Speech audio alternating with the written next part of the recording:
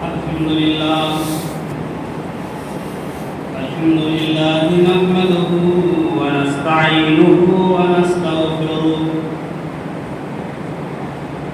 ونعوذ بالله من شرور أنفسنا ومن سيئات أعمالنا من يهده الله فلا مضل له ومن يضلل فلا هادي له وأشهد أن لا إله إلا الله وحده لا شريك له وأشهد أن محمدا عبده ورسوله أما بعد فإن خير الحديث كتاب الله وخير الهدي هدي محمد صلى الله عليه وسلم وشر الأمور محدثاتها وكل محدثة بدعة وكل بدعة ضلالة وكل ضلالة في النار فقد قال الله تبارك وتعالى في كلامه المجيد أعوذ بالله من الشيطان الرجيم ومن الناس من يقول آمنا بالله وباليوم الآخر وما هم بمؤمنين يخادعون الله والذين آمنوا وما يخدعون إلا أنفسهم وما يشعرون وقال النبي صلى الله عليه وسلم آية المنافق ثلاث إذا حدث كذب وإذا وعد أخلف وإذا اؤتمن خان وفي رواية مسلم وإن صام وصلى وزعم أنه مسلم رب اشرح لي صدري ويسر لي أمري واحلل عقدة من لساني يفقهوا قولي رب زدني علما تمام قسم کی حمد و ثنا کبریائی بڑائی و برتری اس پاک رب العزت کے لیے لائق و زیبا ہے جس نے ہمیں اور آپ کو پیدا فرمایا، جس نے ہمیں اشرف المخلوقات بنا کر کے پیدا فرمایا، وہی وہ اللہ ہے جو مختار کل ہے۔ وہ اللہ تبارک و تعالی ہر چیز پر قادر ہے، وہ علیم بذات الصدور ہے، فعال لما یرید ہے۔ ہر ذرے ذرے پر، ہر پتے پتے پر، ہر شے پر اسی کی حکومت چل رہی ہے۔ وہ تنے تنہا ہے، وہ اکیلا ہے، وحدہ لا شریک لہ ہے، اس کا کوئی ساجی نہیں، مشیر نہیں، اس کے برابر کوئی نہیں۔ وہ اللہ تبارک و تعالی اپنی مرضی اور حکمت کے مطابق پوری کائنات کے نظام کو چلا رہا ہے۔ وہ اللہ تبارک و تعالی جس نے ہمیں ایمان کی دولت سے نوازا، مسلمان بنایا، اس پر جتنا ہی شکریہ ادا کیا جائے کم ہے، اور اتنا ہی نہیں، ہماری رشد و ہدایت کے لیے، ہماری رہبری کے لیے اور سیدھا راستہ دکھانے کے لیے بے شمار نبیوں کو، پیغمبروں کو، رسولوں کو اس دنیا کے اندر مبعوث فرمایا۔ ہزارہ ہزار درود و سلام نازل ہو اس ہستی اقدس مقدسہ مطہرہ مبارکہ پر جن کا نام گرامی محمد مصطفیٰ محمد رسول اللہ صلی اللہ علیہ وسلم ہے۔ اللہم صلی علیہ، اللہم بارک علیہ۔ میرے محترم بزرگوں، دوستو، عزیز ساتھیوں، قرآن کریم سے 2 آیتیں تلاوت کی گئی ہیں، نبی کریم صلی اللہ علیہ وسلم کی ایک حدیث پڑھی گئی ہے، انہی کی روشنی میں چند باتیں عرض کروں گا۔ ہمارے معاشرے کے اندر اگر آپ دیکھیں تو بہت سارے بگاڑ ہیں، چاہے وہ گھر کے معاملات میں ہو یا معاشرتی معاملات میں ہو یا سیاسی معاملات میں ہو، چاہے انتظامی معاملات میں ہو، ہر معاملے میں ہمارے اندر بگاڑ موجود ہے، اور ہم نے آج وہ وتیرہ اختیار کیا ہے، وہ طریقہ اختیار کیا ہے، وہ کردار اختیار کیا ہے، جو کردار، جو وتیرہ آج سے 1400 سال قبل منافقین نے اختیار کیا تھا۔ میرے بھائیوں، قرآن کریم آپ پڑھیں گے تو قرآن کریم کے جو مضامین ہیں، ان مضامین میں اللہ تبارک و تعالیٰ نے 3 گروہوں کا خصوصی طور پر تذکرہ فرمایا۔ ایک گروہ مومنین کا، مسلمان کا، ایک گروہ کافر کا، اور ایک گروہ منافقین کا۔ یہ 3 گروہوں کے اوپر اللہ تبارک و تعالیٰ نے بات کی اور سب کی وضاحت فرمائی۔ آج کے خطبے میں ہم یہ وضاحت کریں گے کہ وہ کون سی چیزیں ہیں جن چیزوں کو اختیار کر کے ایک مومن، مسلمان اسلام سے خارج ہوتا ہے، یا تو پھر وہ نفاق کے دائرے میں آ جاتا ہے۔ آج سے 1400 سال پہلے جناب محمد رسول اللہ صلی اللہ علیہ وسلم کے زمانے میں مسلمان بھی موجود تھے، مشرکین و کافر بھی موجود تھے، یہود بھی موجود تھے۔ اس کے ساتھ ساتھ ایک جماعت اور تھی جو تخریب کاری کا کام کرتی تھی اور مسلمانوں کو، اللہ کو، رسول کو دھوکہ دیتی تھی۔ وہ منافقین کی جماعت تھی میرے پیارے ساتھی۔ اس کا مطلب ہوتا ہے نفاق۔ نفاق کا کیا مطلب؟ نفاق کا مطلب ہوتا ہے سوراخ، چوہے کا بل۔ جب چوہا گھبراتا ہے، کسی سے خوف کھاتا ہے، تو پرسنل اسٹرا ایک بل بناتا ہے، ایک سوراخ بناتا ہے، اسی سوراخ سے وہ بھاگتا ہے۔ پھر خوف جب چلا جاتا ہے تو پھر دوسرے سوراخ سے بھی واپس آتا ہے۔ تو اسی طریقے سے منافقین کا حال ہے، وہ تو اسلام قبول کرتا ہے، لیکن جب اس کے دل میں شک پیدا ہوتا ہے تو دوسرے راستے سے وہ نکل جاتا ہے، بھاگ جاتا ہے، اس کا پتہ نہیں چلتا ہے کہ ادھر کا ہے یا ادھر کا ہے۔ وہ اعتقادی منافق تھا، اور آج کل جو ہم لوگ جس کام کو کر رہے ہیں، جن برائیوں کو کر رہے ہیں، ان برائیوں کو اپنا کر کے ہم عملی منافق بن رہے ہیں۔ اللہ تبارک و تعالیٰ کا ذکر ہے قرآن کریم کے اندر، فرمایا وَمِنَ النَّاسِ مَن يَقُولُ آمَنَّا بِاللَّهِ وَبِالْيَوْمِ الْآخِرِ وَمَا هُم بِمُؤْمِنِينَ۔ اللہ تبارک و تعالیٰ فرماتا ہے کچھ لوگ ایسے ہیں جو اپنی زبان سے کہتے ہیں کہ ہم مومن ہیں، مسلمان ہیں، ہم اللہ پر ایمان رکھتے ہیں، ہم یوم آخرت پر ایمان رکھتے ہیں، لیکن اللہ تبارک و تعالیٰ کہتا ہے کہ وہ مومن نہیں ہے، وہ مسلمان نہیں ہے۔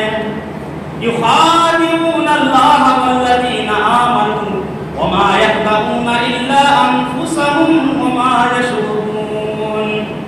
یہ لوگ اللہ کو دھوکہ دینا چاہتے ہیں، مسلمانوں کو دھوکہ دینا چاہتے ہیں، لیکن ان کو پتہ نہیں ہے وہ اپنے آپ کو دھوکہ دے رہے ہیں۔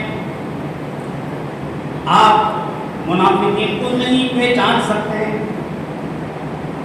بڑی بڑی داڑھی دیکھ کر کے اور لمبے لمبے کرتا دیکھ کر کے آپ دھوکہ مت کھا جانا کہ یہ منافق نہیں ہوگا۔ اللہ تبارک و تعالیٰ فرماتا ہے کہ یہ دھوکہ دینا چاہتے ہیں، وہ دھوکہ دینے کے لیے وہ مسجد میں بھی آئیں گے، وہ مسلمانوں کی جماعت میں بھی شامل ہوں گے، وہ روزے بھی رکھیں گے، وہ نماز بھی پڑھیں گے، وہ عیدین میں مسلمانوں کے ساتھ وہ شرکت بھی کریں گے، وہ قرآن و حدیث کی باتیں بھی کریں گے۔ ان کو پہچانا نہیں جا سکتا ہے، اس لیے یہ وسیلہ وہ لوگ اختیار کریں گے جس کے ذریعے سے وہ مسلمانوں کو اللہ کو دھوکہ دیں گے۔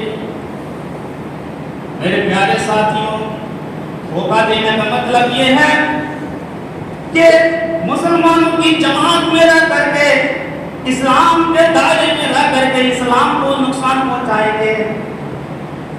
اور منافقین کی جو نشانیاں اللہ تبارک و تعالیٰ نے بتلائی ہے، جناب محمد رسول اللہ صلی اللہ علیہ وسلم نے جو بتلائی ہے، اس کی تو تفصیل بہت ہی زیادہ ہے۔ کم سے کم 14-15 نشانیاں منافقین کی حدیث کے اندر موجود ہیں۔ قرآن کریم کے اندر اللہ تبارک و تعالیٰ نے مختلف آیتیں بیان فرمائی ہیں جس سے پتہ چلتا ہے وہ کوالٹیاں، وہ خصلتیں، وہ عادتیں اگر کسی انسان کے اندر آ جاتی ہے وہ خالص منافق ہوگا۔ ان میں سے ایک یہ ہے وَإِذَا قَامُوا إِلَى الصَّلَاةِ قَامُوا كُسَالَىٰ يُرَاءُونَ النَّاسَ وَلَا يَذْكُرُونَ اللَّهَ إِلَّا قَلِيلًا۔ جب وہ نماز پڑھیں گے تو سستی اور کاہلی کے ساتھ نماز پڑھیں گے، کبھی وقت نکال کر کے آئیں گے، کبھی ایک رکعت نکلے گی، کبھی 2 رکعتیں نکلیں گی، نماز پابندی کے ساتھ وہ نہیں پڑھیں گے، کبھی 2 وقت کی پڑھ لی، 3 وقت کی پڑھ لی، کبھی 1 وقت کی پڑھ لی، کبھی 4 وقت کی نماز پڑھ لی، وہ نماز میں کاہلی سستی کریں گے، نماز کی پرواہ نہیں کریں گے۔ یُرَاءُونَ النَّاسَ وَلَا يَذْكُرُونَ اللَّهَ إِلَّا قَلِيلًا، اور نماز بھی پڑھیں گے تو دکھانے کے لیے پڑھیں گے اور ریاکاری کے لیے پڑھیں گے تاکہ لوگ سمجھیں کہ یہ بھی مسلمان ہے، مومن ہے، اور اللہ تبارک و تعالیٰ کو بہت ہی زیادہ کم یاد کریں گے۔ مذبذبین بین ذالک لا الہ الا اللہ ولا الہ الا اللہ، نہ وہ ادھر کے ہوں گے نہ ادھر کے ہوں گے، بیچوں بیچ میں ہوں گے، ان کے دلوں میں روگ ہیں، شک شبہ میں پڑے ہوئے ہیں۔ یہ اعتقادی منافقین چلے گئے، نبی کریم صلی اللہ علیہ وسلم کے زمانے میں وہ ختم ہو گئے، لیکن آج مسلمانوں کے اندر وہ بھی مسلمان موجود ہیں، جو عادتیں، جو خصلتیں، جو کردار لوگوں نے اختیار کیا تھا، وہ کردار، وہ عادتیں، وہ خصلتیں آج مسلمان اختیار کر رہے ہیں۔ اپنا نام رکھا ہے مسلمان کا کہ فلاں نام ہے میرا، ہم نبی کی امتی ہیں، ہم بھی اسلام کو ماننے والے ہیں، قرآن اور حدیث کو ماننے والے ہیں، لیکن آپ ان کے معاملات دیکھو، ان کے کردار دیکھو، ان کی اخلاقیات دیکھو، ان کی سیاست دیکھو، ان کی چال و مکاری دیکھو، جس کی وجہ سے آج وہ منافق کی فیل ہو چکے ہیں جو منافق پہلے زمانے کے اندر موجود تھے۔ میرے پیارے ساتھی، تو نماز میں ٹال مٹول کرنا یہ بھی ایک نفاق کی علامت ہے، یہ بھی ایک نشانی ہے منافق کی۔ حضرت عمر فاروق رضی اللہ تعالیٰ عنہ کے زمانے میں عمر فاروق رضی اللہ تعالیٰ عنہ فجر کی نماز پڑھا رہے ہیں، نماز پڑھائی، سلام پھیرا، السلام علیکم ورحمۃ اللہ، السلام علیکم ورحمۃ اللہ، مڑ کر کے بیٹھے، دیکھا ایک آدمی کو اس کی رکعت نکل گئی، وہ آدمی اٹھ کر کے رکعت پوری کر رہا ہے۔ حضرت عمر فاروق رضی اللہ تعالیٰ عنہ نے دیکھا اس کی رکعت نکل چکی ہے، اپنے لوگ سے CID سے کہا اس کا نام نوٹ کر لو اور اس پر گہری نظر رکھنا، کل بھی رکھنا اور پرسوں بھی رکھنا، اس پر دھیان رکھنا، اگر کل بھی اس کی رکعت نکلتی ہے، پرسوں بھی اس کی رکعت نکلتی ہے، تو میں سمجھوں گا یہ منافق ہو چکا ہے اور میں اس کو وہ سزا دوں گا جو جناب محمد رسول اللہ صلی اللہ علیہ وسلم کے زمانے میں منافقین کو سزا دی جاتی تھی۔ وہ آدمی کہنے لگا یا امیر المومنین، یہ تو پابندی کے ساتھ نماز پڑھتا ہے، بار بار آتا ہے، کسی مجبوری کی وجہ سے ہو سکتا ہے اس کی رکعت نکل گئی، یہ تو پرہیزگار ہے، متقی اچھا آدمی ہے۔ امیر المومنین نے کہا کہ نہیں، آج اگر رکعت نکلی ہے تو ہو سکتا ہے کہ اس کے دل کے اندر نفاق پیدا ہو گیا. اسی لیے تو میں کہہ رہا ہوں کہ کل بھی نگاہ رکھنا, پرسوں بھی نگاہ رکھنا. اگر پہلے آتا ہے تو اچھی بات ہے, ورنہ میں سمجھوں گا منافق. کیونکہ جناب محمد رسول اللہ صلی اللہ علیہ وسلم کو منبر پر کھڑے ہو کر کے خطبہ دیتے ہوئے میں نے سنا کہ منافقین پر عشاء اور فجر کی نماز بہت ہی زیادہ بھاری پڑتی ہے. اسی لیے کیفیت پیدا ہو گئی ہے. اس کی جو فجر کی رکعت نکلی, ہو سکتا ہے منافق ہو گیا. یہ عمر فاروق رضی اللہ تعالی عنہ بتا رہے ہیں اپنے لوگوں کو, وہ تو فجر کی نماز چھوٹی تھی. آج میرے پیارے ساتھیوں, آج ہمارے اندر نماز کی پابندی کہاں ہو رہی ہے؟ وہ تو ایک رکعت نکلی تھی, آج ہم پوری رکعت اور پورا وقت نکال لیتے ہیں. اب بتاؤ عمر فاروق رضی اللہ تعالی عنہ کی زبان میں, ان کی لغت میں, ان کے نظریہ میں, ان کی سوچ اور فکر میں آج ہم کیا ہو سکتے ہیں؟ ہم کو کیا لقب دیا جا سکتا ہے؟ حضرت عمر فاروق رضی اللہ تعالی عنہ کو نماز کی حالت میں زخمی کیا گیا, حملہ کیا گیا, مارا گیا فجر کی نماز میں. حضرت عمر فاروق رضی اللہ تعالیٰ عنہ زخمی ہو کر کے زمین پر گر پڑے. عبد الرحمن بن عوف کو اشارہ کرے تو عمر فاروق رضی اللہ تعالیٰ عنہ نے کہا کہ نماز آپ مکمل کریں. ابو لولو فرزنامی, یہ مجوسی نے حملہ کیا, نیزہ مارا پیٹ میں. حضرت عمر فاروق کا پیٹ پھٹ گیا, آنتیں نکل گئی. ابن عباس رضی اللہ تعالیٰ عنہ کہتے ہیں کہ حضرت عمر فاروق رضی اللہ تعالیٰ عنہ کو گھر لے جایا گیا. بڑے بڑے طبیب آئے, بڑے بڑے ڈاکٹر آئے, شہد دیا گیا, پیٹ کے راستے سے نکل گیا. پیٹ پھٹ چکا تھا, دودھ دیا گیا, دودھ بھی نکل گیا. حضرت عمر فاروق رضی اللہ تعالیٰ عنہ بے ہوشی کے عالم میں چلے گئے, بے ہوش ہو گئے, پتہ نہیں ہے. اس کے بعد لوگ آتے گئے, لیکن حضرت عمر فاروق رضی اللہ تعالیٰ عنہ بے ہوش ہے. کسی نے کہا نماز کا وقت ہو گیا ہے. حضرت عمر فاروق رضی اللہ تعالیٰ عنہ کے کان میں الصلاۃ الصلاۃ کی ندا لگاؤ. ہو سکتا ہے کہ نماز کی آواز سن کر کے حضرت عمر فاروق رضی اللہ تعالیٰ عنہ اٹھ جائیں اور آپ کو افاقہ ہو جائے.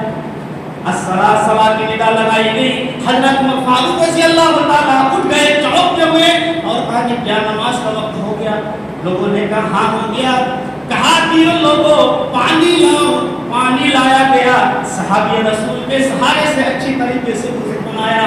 وضو بنانے کے بعد حضرت عمر فاروق رضی اللہ تعالیٰ عنہ نے نماز پڑھی اور اسی طریقے پر نماز پڑھی جس طریقے پر وہ صحت مندی میں نماز پڑھا کرتے تھے. بڑے اطمینان کے ساتھ, سکون کے ساتھ نماز پڑھی. ادھر پیٹ نکلا ہوا ہے, آنکھیں نکلی ہوئی ہیں. پوچھنے والے نے پوچھا یا امیر المومنین, اگر کسی کی یہی کنڈیشن ہو, کسی کا پیٹ پھٹ چکا ہو, آنکھیں نکل چکی ہو, حالات بہت ہی زیادہ سیریس ہو, کیا اس وقت بھی اس کے لیے نماز پڑھنا ضروری ہے؟ حضرت عمر فاروق رضی اللہ تعالیٰ عنہ نے کہا ہاں اس وقت بھی نماز پڑھنا ضروری ہے.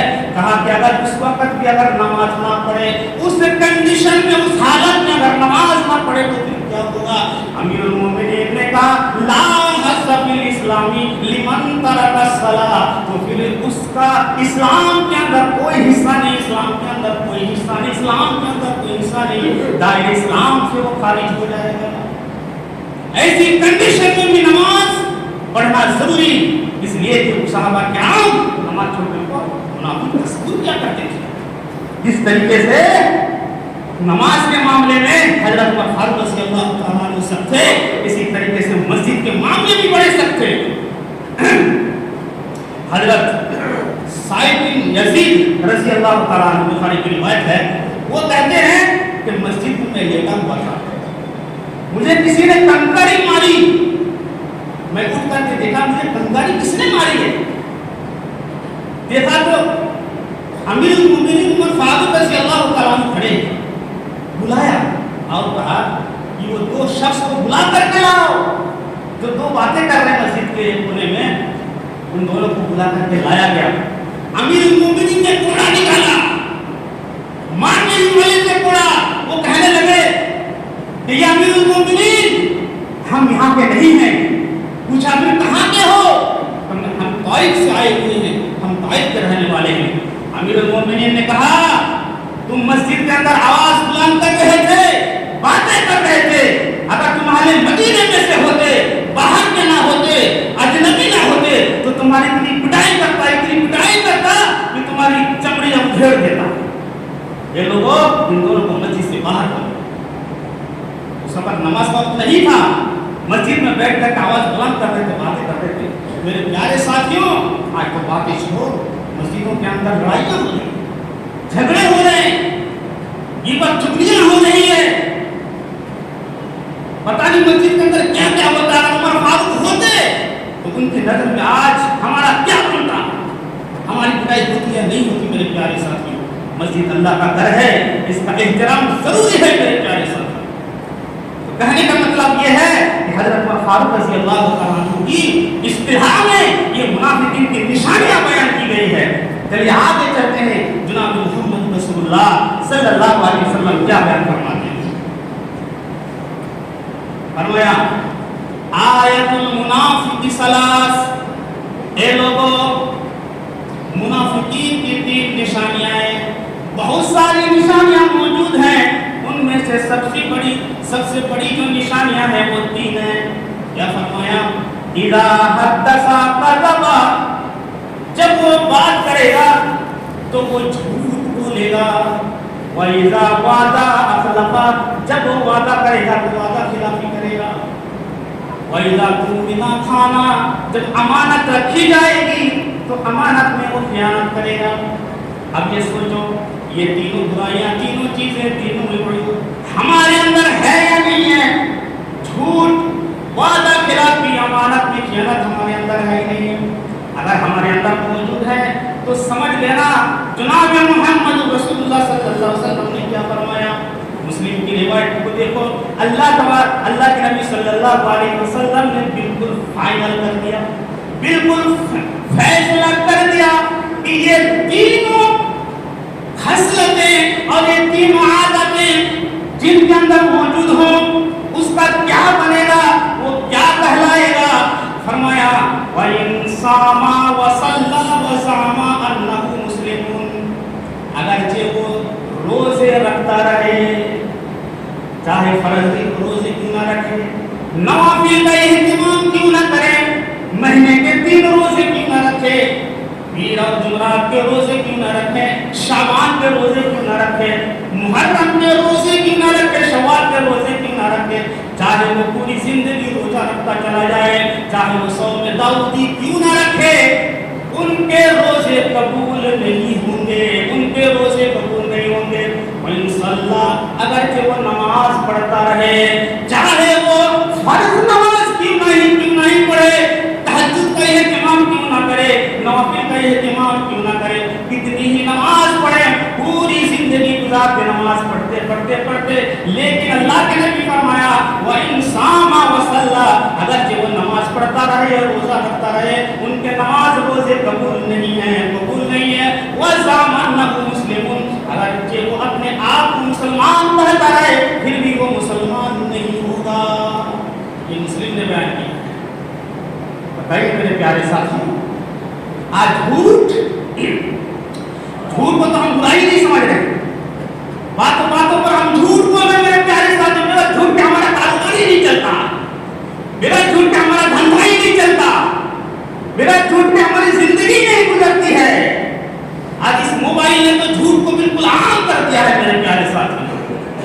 وہ 3 نگر میں ہے، فون کیا جا رہا ہے، کہاں ہو؟ ہم دن دولت پہنچے، بس 2 منٹ میں پہنچ رہے ہیں۔ وہ 3 نگر میں گھوم رہا ہے، بس ہم دوسری نگر میں پہنچ گئے۔ یہ جھوٹ ہے، جھوٹ۔ نبی کریم صلی اللہ علیہ وسلم نے فرمایا مسلمانوں کے اندر بہت ساری عادتیں ہو سکتی، برائیاں آ سکتی ہے، لیکن مسلمان جھوٹا ہو جائے یہ ہو ہی نہیں سکتا۔ جھوٹ کی صفت مسلمانوں کے اندر ہونی بھی نہیں چاہیے۔ آج جھوٹ اس طریقے سے بولا جا رہا، اس طریقے سے مکر فریبی ہو رہی میرے پیارے ساتھیوں۔ آج شیطان کی شرما رہا ہے کہ یہ انسان ہم سے تو آگے بڑھ گیا، شیطان تو دریا کے نیچے چادر اوڑھ کے سو چکا ہے، اب شیطان کا کام مسلمان کر رہا ہے۔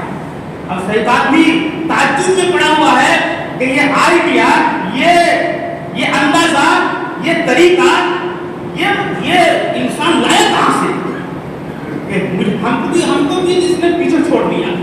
تو مکاری اور فریب اور جھوٹ ابھی 2 منٹ میں آ رہا ہے، 2 منٹ میں آ رہا ہے، پتہ ہے چلا کہ 2-4 گھنٹے پر سفر نکل گئے. صحابہ کرام جھوٹ کو کس طریقے سے، جھوٹ سے نفرت کیا کرتے تھے. دیکھیے حدیث ترمذی شریف کی حدیث ہے.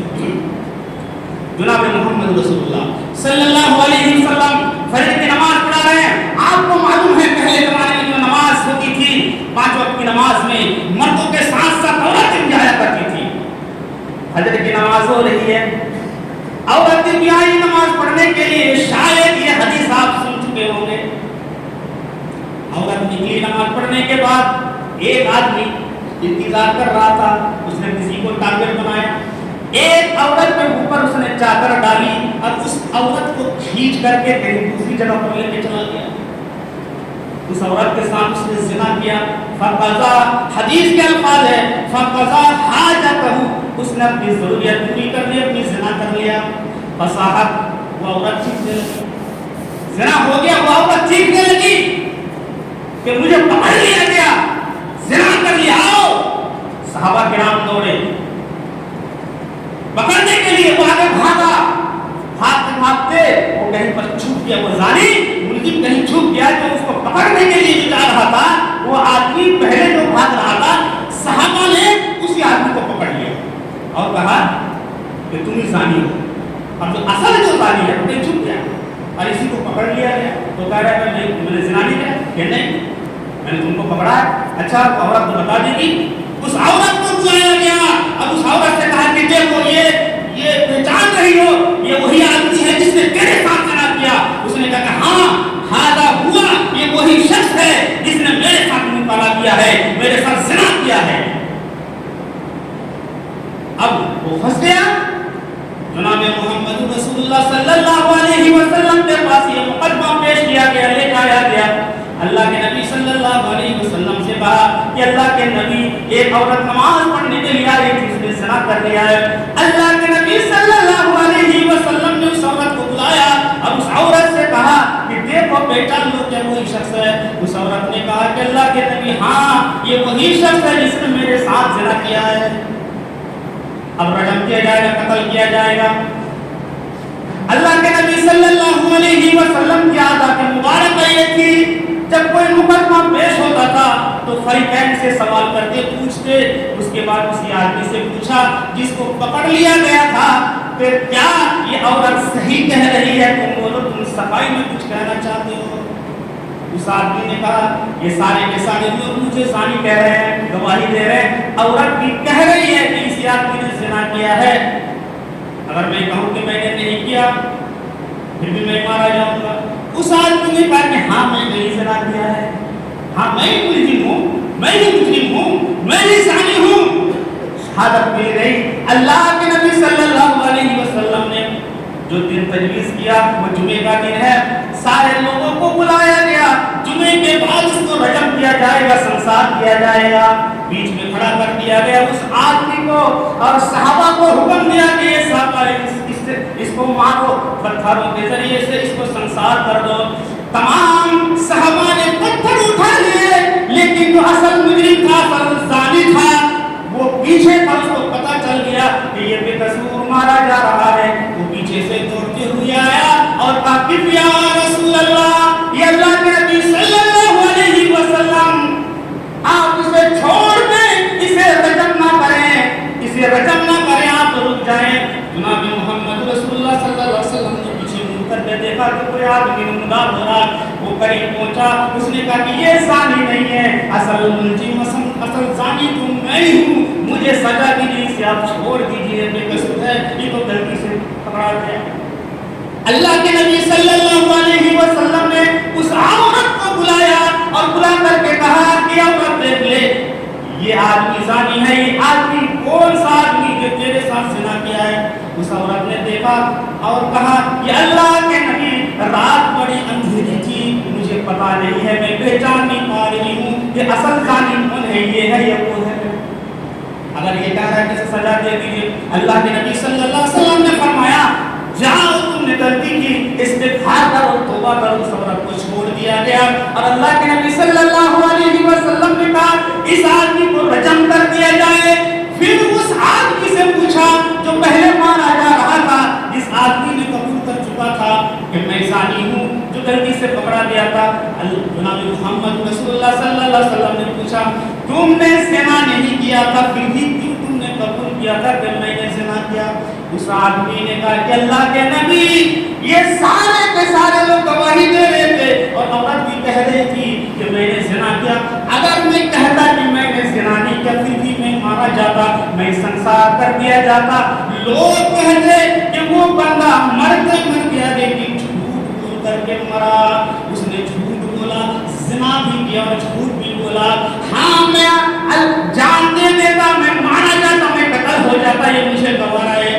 سب کچھ سارے الزامات مجھ پر لگ جاتے مجھے گوارا ہے، لیکن جھوٹ کا الزام مجھ پر لگ جائے یہ مجھے گوارا نہیں ہے. اسی لیے میں نے قبول کر لیا ہے کہ میں نے زنا کیا، میں مر جاؤں گا. لوگ تو یہ نہیں کہیں گے کہ وہ آدمی جھوٹ کھاتا. اگر میں کہہ دیتا کہ میں نے زنا نہیں کیا تو لوگ بعد میں کہتے کہ اس آدمی نے جھوٹ بولا تھا. اس قدر جھوٹ سے وہ نفرت تھی. جناب محمد رسول اللہ صلی اللہ علیہ وسلم نے کیسے رجم کر دو. ایک روایت کے مطابق اس آدمی کو جب حکم دیا گیا اصل جانی کو کسے رجم کر دو تو اللہ تبارک و تعالیٰ نے جبرائیل علیہ السلام کو بھیجا اور کہا کہ اللہ کے نبی آپ اس کو معاف کر دیں، اس کو چھوڑ دیں. اللہ تبارک و تعالیٰ نے اس کو معاف کر دیا ہے. اس لیے تو اس نے بہت بڑا گناہ کیا ہے لیکن اس سے بڑی نیکی اس نے یہ کی ہے کہ صحیح وقت پر آ کر کے عین وقت پر آ کر کے یہ بے قصور کی اس نے جان بچائی ہے، ایک آدمی کی جان بچائی ہے. اس نے سچ بات کہی ہے، اس نے قبول کر لیا ہے. اللہ تبارک و تعالیٰ نے اس کو معاف کر دیا ہے. یہ اللہ کے نبی آپ اسے معاف کر دیں، چھوڑ دیں. جناب محمد رسول اللہ صلی اللہ علیہ وسلم نے بھی اس کو چھوڑ دیا. کہنے کا مطلب یہ ہے صحابہ کرام جھوٹ سے نفرت کیا کرتے ہیں میرے پیارے ساتھی. وَإِذَا وَعَدَ أَخْلَفَ، اللہ کے نبی فرماتے ہیں جب کوئی وعدہ کرے گا تو وعدہ خلافی کرے گا. ہاں فلاں تاریخ کو فلاں کام ہوگا لیکن آپ نے کام نہیں کیا، آپ نے وعدہ خلافی کری. میرے پیارے ساتھیوں یہ مسلمانوں کی نشانی نہیں ہے، یہ مسلمانوں کی شان نہیں ہے کہ وعدہ کر کے بات کر کے منکر جائے. اگر ایسی کیفیت ہوتی رہے گی ہم جھوٹ بھی بولیں گے، وعدہ خلافی بھی کریں گے، اپنی زبان کی حفاظت نہیں کریں گے تو ہماری نماز کا کیا ہوگا، ہمارے وضو کا کیا ہوگا. میرے پیارے ساتھیوں آپ نماز پڑھتے پڑھتے زندگی بھر اپنی کمر کو ٹیڑھی کر کے آپ بوڑھے ہو جائیں پھر بھی آپ کی نماز قبول نہیں ہوگی تو پھر کیا فائدہ نماز پڑھتے، روزہ کر کے کیا فائدہ، حج کر کے کیا فائدہ. اسی لیے وہی کردار اپنایا جائے جو صحابہ کرام کا کردار تھا، وہی کردار اپنایا جائے جو مسلمانوں کا کردار ہے. میرے پیارے ساتھیوں وَإِذَا وَعَدَ أَخْلَفَ، جب وعدہ کرے گا تو جھوٹ بولے گا. حضرت عمر فاروق رضی اللہ تعالی عنہ کی حکومت ہے، دور عمر فاروق ہے. ایک مثال آپ کو دیتا ہوں. طبقات ابن سعد اور علامہ ذہبی رحمۃ اللہ علیہ اپنی کتابوں میں نقل کرتے ہیں، ابن خلدون اپنے تاریخ کے اندر نقل کرتے ہیں، علامہ ابن قیم جوزی رحمۃ اللہ علیہ المنتظم کے اندر نقل کرتے ہیں، تاریخ ابن جریر رحمۃ اللہ علیہ اپنے تاریخ کے اندر نقل کرتے ہیں. حضرت عمر فاروق رضی اللہ تعالیٰ عنہ کا دور ہے، ایران کا بادشاہ ہے. اس بادشاہ کا ایک سپہ سالار ہے اور اس پر الزام ہے کہ کئی مسلمانوں کو اس نے قتل کیا، اسلام کو مسلمانوں کو بڑا نقصان پہنچایا. اس آدمی کا نام ہرمز یا ہرمزان تھا. ہرمز یا ہرمزان تھا. صحابہ کرام تاج میں تھے، صحابہ کرام قبر کر کے لائے، حضرت عمر فاروق رضی اللہ تعالیٰ عنہ کے سامنے پیش کیا گیا. یا کہ پکڑ میں آ گیا، اب قصاص میں اس کو قتل کر دیا جائے گا، اس نے مسلمانوں کو قتل کیا، یہ الزامات ہے.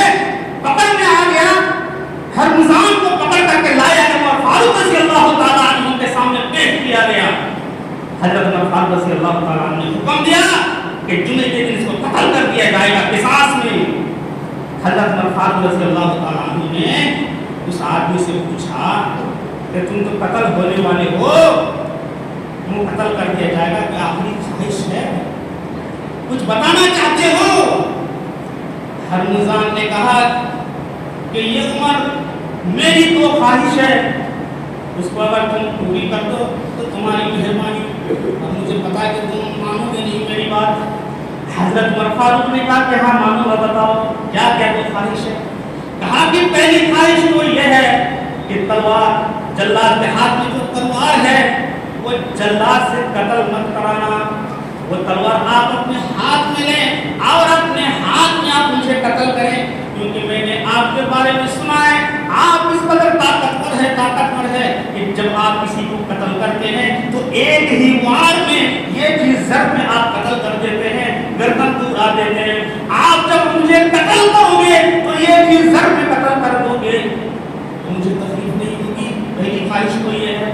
عمر فاروق نے کہا کوئی بات نہیں ہے، ہم قتل کریں گے، تلوار لے لی جلاد کے ہاتھ سے۔ دوسری خواہش کیا ہے؟ دوسری خواہش یہ ہے کہ امیر المومنین آپ اپنے ہاتھ سے مجھے پانی لا کر کے دیجیے، میں پانی پینا چاہتا ہوں، پانی پینا چاہتا ہوں۔ کوئی بات نہیں ہے، پانی پی لو۔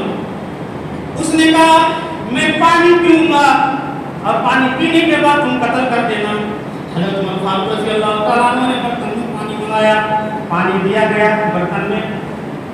اب وہ پانی پینے کے لیے جا رہا ہے، برتن اٹھاتا منہ کی طرف لے جاتا ہے، پھر ہٹا دیتا ہے، پھر منہ کی طرف لے جاتا ہے، منہ سے پھر برتن ہٹا دیتا ہے۔ عمر فاروق نے دیکھا یہ تم کیا کر رہے ہو؟ پانی کیوں نہیں پی رہے ہو، دیر لگا رہے ہو؟ اس نے کہا مجھے پانی پیا نہیں جا رہا ہے، کیوں؟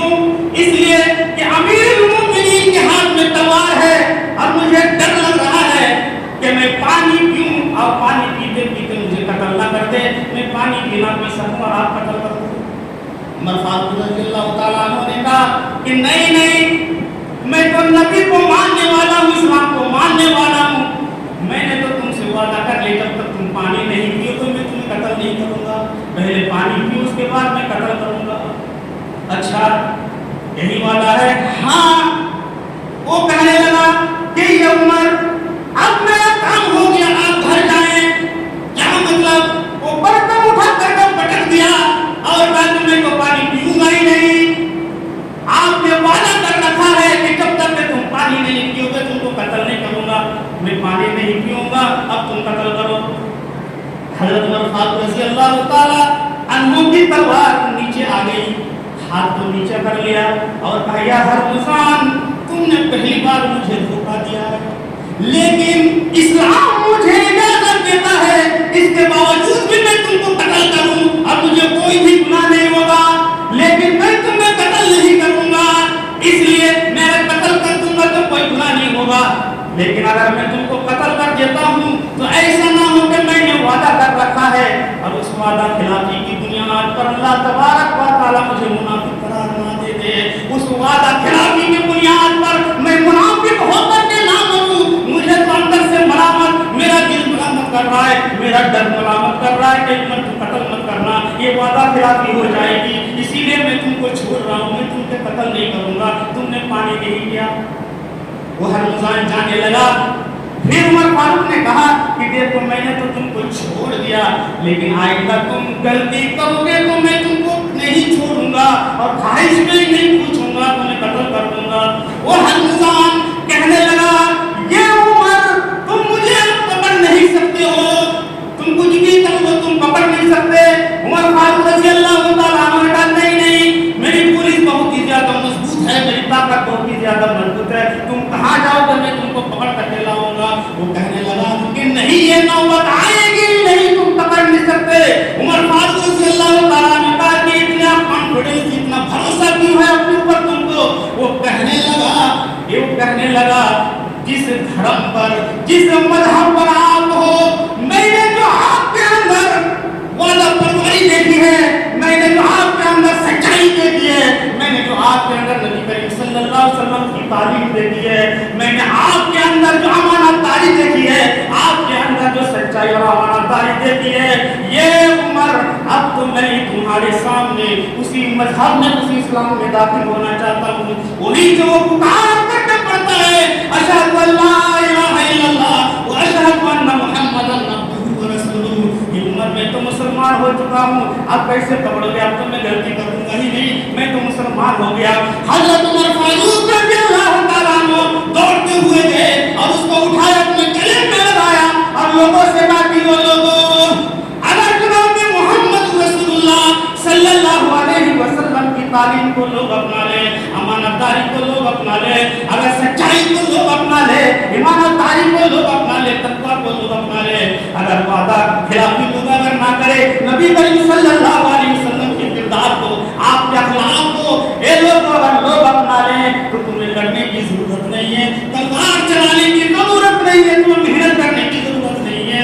फौज दर फौज इस्लाम के अंदर लोग आते चले जाएंगे। तुम नबी करीम सल्लल्लाहु अलैहि वसल्लम की तारीफ को अपना करके दिखाओ। मेरे प्यारे साथियों, जनाब मोहम्मद रसूलुल्लाह सल्लल्लाहु अलैहि वसल्लम जो तालीम दी है, जो तरबियत फरमाई है, उस तरबियत को, उस तालीम को अपनाने की जरूरत है मेरे प्यारे साथियों। नबी की सुन्नत को अपनाने की जरूरत है मेरे प्यारे साथियों। आज अगर हम अपने किरदार को, अपने अखलाक को, अपने मामलात को दुरुस्त कर लें, नबी करीम सल्लल्लाहु अलैहि वसल्लम की सुन्नत के मुताबिक हम ढाल लें, तो हमको परेशान होने की जरूरत नहीं है। अपने आप को हम सुधार लें, पूरी दुनिया सुधार जाएगी। लेकिन हम अपने गिरफ्तारों में नहीं झांकते। आज हम दूसरों पर उंगली उठाते हैं, दूसरे की कमी कोताहियों पर हम नजर रखते हैं, हम दूसरे के नुक्स पर नजर रखते हैं, अपनी इस्लाह हम नहीं करते मेरे प्यारे साथियों। जो अपनी इस्लाह नहीं करते और दूसरों की कमी कोताहियों पर, दूसरों की गलतियों पर वो उंगली उठाते हैं और वो कहते हैं, अपनी सफाई को पेश करता है कि मैं तो बड़ा परेशान हूँ, मुत्तकी हूँ मेरे प्यारे साथियों, मेरे अंदर कोई खराबी नहीं है, तो समझ लेना वो सबसे बड़ा मक्कार है, वो सबसे बड़ा झूठा है, वो सबसे बड़ा नादान इंसान है। भला अपने आप की सफाई मत दो, अपने नफ्स को साफ मत करो कि मेरा नफ्स, मेरा दिल बिल्कुल साफ है।